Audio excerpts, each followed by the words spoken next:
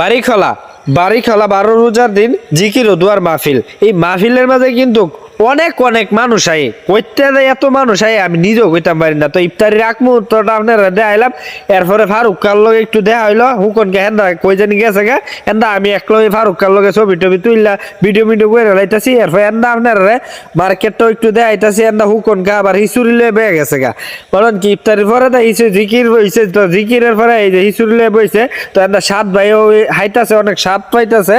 তো এন্দা দেখেন আবার এই যে দেন হানকিটার মধ্যে লাইক গা হুকনকে হাইতাছে, এন্দা শুভ কইতাছে ভালো হইছে ভাই, সেরকম হইছে। তো এন্দা নাজমুল ভাইও কইতাছে আরে ভাই অসাধারণ হইছে হিসুরি। তো হিসুরিটা আসলে ভালো হইছে, এন্দা খাইছে। পরে দেয় বালা এক প্লেট হায়া সেরে আবার বয়ে গেছে আরেকজনের লগে।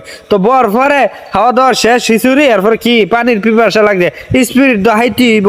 তো স্পিরিট হাওনের লাগিয়া হিসুরি হায়া বাইরেছি, বাইরনের পরে এবারটা যে মিলে শুয়ে শুয়ে হাইতাছে হুকন গা। আমার তো এটা দেখ কেমন কি আর সহ্য হইতাছে না। এরপর কইতাছি নাজমুল ভাই স্পিডটা হায়ারলাম না, হাইতাছি তো ভাই। এন্দা কায়েছে হাত দিই ভাই আর হাইতাম না। তো এন্দা সাত ভাইয়ের হাত জীবরে মার্শাল্লাহ দিলে সাত ভাই ফইলা ঠেল হইলো এলাইছে।